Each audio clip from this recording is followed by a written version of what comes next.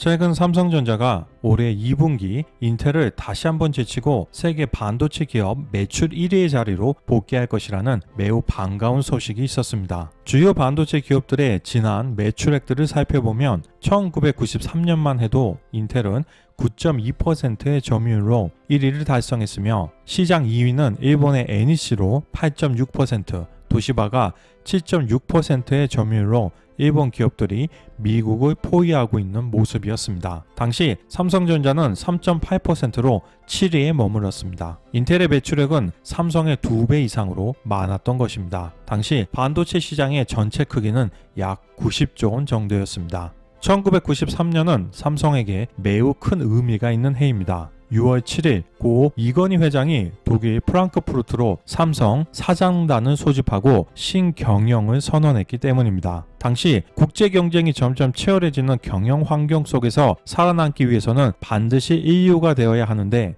삼성의 수준은 그렇지 못하다는 것이 이건희 회장의 판단이었습니다. 그는 삼성은 자만심에 눈이 가려져 위기를 진정 위기라고 생각하지 않는다.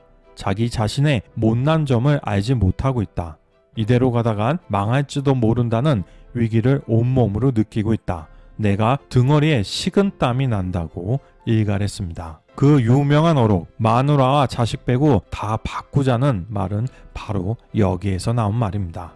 2000년에도 인텔은 1위를 유지했습니다. 그리고 2, 3위는 여전히 일본 기업인 도시바와 NEC였습니다. 하지만 인텔과의 점유율 차이는 1993년보다 더 확대되었습니다. 인텔이 13.6%, 도시바와 NEC가 각각 5%의 점유율을 차지했던 것입니다. 1위 기업의 점유율이 2, 3위를 합친 것보다 더 컸던 것입니다. 인텔은 1997년 전 세계 CPU 시장의 약 80%를 점유했을 정도로 당시 기술적으로 가장 강력한 경쟁력을 보유하고 있었습니다. 이때 삼성은 일본 기업들을 바짝 따라붙으며 4.8%의 점유율로 4위를 기록하고 있었습니다. 하지만 삼성은 2008년 전체 반도체 시장의 7.6%의 점유율을 달성하며 반도체 시장 매출 순위에서 2위까지 무섭게 치고 올라가며 1위 13%의 점유율을 차지하고 있던 인텔을 바짝 추격합니다. 고 이건희 회장의 신경영 선언 이후 놀라운 속도로 발전했던 것입니다. 그리고 결국 2017년 영원히 무너지지 않을 것만 같았던 세계 반도체 시장의 지배자 인텔이 삼성에게 무너집니다. 당시 반도체 시장의 전체 규모는 약 500조 원이었으며 1위 삼성의 점유율은 14.8%, 659억 달러, 인텔은 13.9%, 617억 달러였습니다. 2017년 삼성전자가 전 세계 종합 반도체 시장에서 1위에 등극한 것은 1983년 반도체 산업 진출 이후 34년 만에 이룬 위대한 업적이었습니다. 특히 라이벌 인텔은 1993년 이후 24년간이나 줄곧 반도체 산업 1위를 지켜온 강력한 상대였기 때문입니다. 인텔이 지배자로 군림하던 24년 동안에 일본의 NEC, 도시바 등이 도전했었지만 모두 인텔 앞에서 무너졌으며 인텔은 단 한 번도 패배한 적이 없었습니다. 하지만 결국 한국의 삼성전자에 무너졌던 것입니다.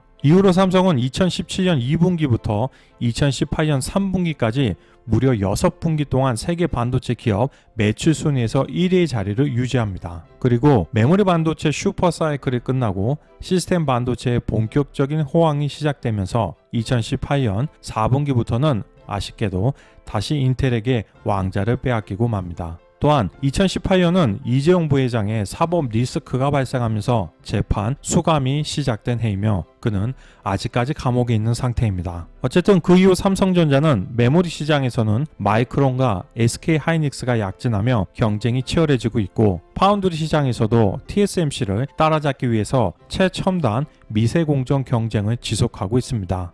이제 반도체 시장 왕자에서는 완전히 멀어진 것이 아닌가 하는 의견들이 나왔었지만 올해 2분기 삼성전자 반도체 사업부는 약 185억 달러, 하나로 약 21조 원의 매출을 올리며 약 179억 달러의 매출을 올리 인텔을 제치고 다시 1위를 탈환할 수 있을 것으로 보입니다. 또한 삼성의 2분기 반도체 사업부의 영업이익은 약 7조 원 후반에서 약 8조 원으로 엄청난 실적이 될 것으로 예상되고 있습니다. 이번 삼성의 반도체 시장 1위 등극은 단지 2분기만으로 끝나지는 않을 것으로 보입니다. 메모리 반도체 수요는 하반기에도 지속적으로 증가할 것으로 보이는데, 반면 올해 인텔은 AMD와의 치열한 경쟁, 애플, MS 등 기존 고객사들의 자체 칩 설계 등의 영향으로 오히려 매출이 전년 대비 1%가량 감소할 것으로 보이기 때문입니다.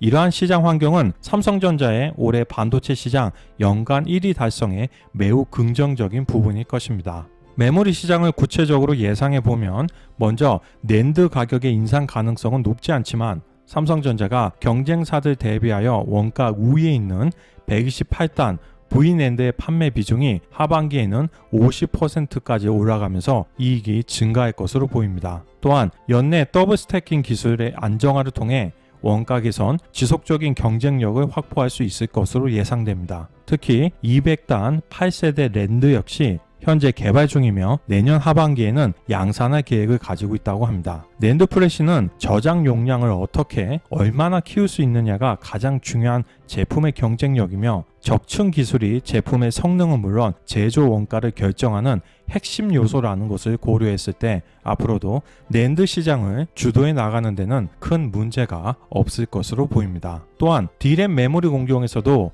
EUV를 본격적으로 적용하여 2022년에는 14나노 D램을 양산하기 시작할 것으로 보여집니다. 즉, 삼성전자는 기존 1위인 D램과 낸드의 경쟁력은 최고로 유지하고 파운드리 시장에서는 TSMC를 따라잡기 위해 전력을 기울일 것으로 보여집니다. 현재 우호적인 시장 환경도 삼성전자가 반도체 시장에서 1위를 가능한 한 오랫동안 유지할 수 있는 좋은 기회입니다. 메모리 반도체 가격은 최근 최대 28%까지 오르며 메모리 슈퍼사이클에 접어든 2017년 1월 35.8% 인상 이후 두 번째로 높은 상승을 기록했기 때문입니다. 이는 올해 1월 가격이 5% 상승한 뒤 유지되다가 갑자기 4월에 폭등한 것입니다. 또한 2분기 노트북 생산량의 증가를 고려할 때 PC용 D램의 가격은 지금보다 약 8% 추가 상승할 수 있으며 3분기에도 높은 수요로 인해 역시 최대 8%가량 더 오를 가능성이 높다고 합니다. 서버용 D램 가격도 최대 25% 상승했습니다. 클라우드 기업들의 확장과 재고 확보가 주요한 요인으로 보입니다. 낸드 역시 지난해 3월 이후 약 1년 만에 가격이 오르고 있습니다. 이처럼 시장의 여러 지표가 메모리 반도체 슈퍼사이클 진입을 예고하고 있습니다. 최근까지 업데이트된 삼성전자의 2021년 연간 영업이익 추정치는 반도체가 약 25조 원, IM이 14조 원, 디스플레이가 3조 원, 생활가전 약 3조 7천억 원, 하만이 7천억 원으로 총 46조 원 정도였는데, 과연 메모리 반도체 슈퍼사이클에 힘입어 꿈의 영업이익 50조 원을 다시 한번 돌파할 수 있을지 결과가 주목됩니다. 현재 삼성전자와 삼성전자 우선주의 시가총액 합계는 약 550조 원 정도입니다. 4차 산업혁명으로 인한 수요 증가로 인해 향후 반도체의 수요가 점점 더 증가할 것이라는 것을 감안한다면 아직까지 매우 매력적인 가격이라고 볼 수 있겠습니다.